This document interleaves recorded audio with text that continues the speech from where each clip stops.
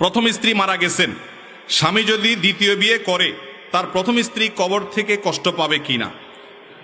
এক্ষেত্রে যদি কষ্ট পায় তাহলে ওই লোকের হয় বিয়ে করা কি জায়েজ হবে? ভাই, আমরা আখিরাত সম্পর্কে ধারণা যে আমাদের একেবারেই নাই, এর একটা প্রমাণ হলো এই ধরনের প্রশ্ন।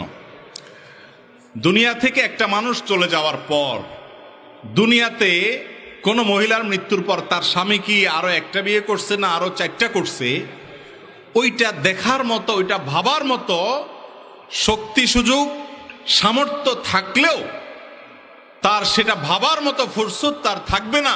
ইয়ানফসি করে তার আখিরাতের যে ঘাটগুলা সে পার হচ্ছে, সে ঘাটগুলো পার হওয়া নিয়ে সে পাগল পড়া থাকবে।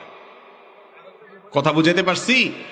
সেখানে তার স্বামী কি আরেক বিয়ে করলো কিনা তাতে অভিমান করবেন তিনি, রাগ করবেন তিনি, এত সহজ বিষয় না। আখিরাতের যে সফর, সে সফরটা এত সহজ না। সেখানে ইয়ানফসি করতে করতে অস্থির থাকবে, বেচাইন থাকবে, ঠিক না বেঠিক?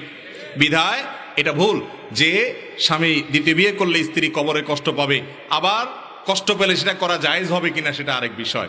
ভাই, স্ত্রী সাধারণত সবসময় চায় যে স্বামী আমার একার থাকুক, আর কাউকে বিয়ে, কিন্তু প্রয়োজন থাকলে শর্ত সাপেক্ষে ইসলাম একাধিক বিয়ের অনুমতি দিয়েছে। বিধায় স্ত্রীর যদি মনে কষ্ট হয় তারপরেও সেটা কি হবে না, হারাম বা নাজায়েজ হবে। তবে একাধিক বিয়ে জায়েজ হবে ওই ব্যক্তির জন্য যে ব্যক্তি একাধিক স্ত্রীর প্রতি সমতা বজায় রাখতে পারবে। যে ব্যক্তি বিয়ে করে এক বউর দিকে টানবে, আরেক বউর হক নষ্ট করবে, তার জন্য একাধিক বিয়ে করা জায়েজ নাই। এই কনফিডেন্ট নিজের উপরে থাকতে হবে, আত্মবিশ্বাস থাকতে হবে যে আমি এর বাইরে যাব না, অর্থাৎ অসমতা হয় এরকম কোনো আচরণ করব না।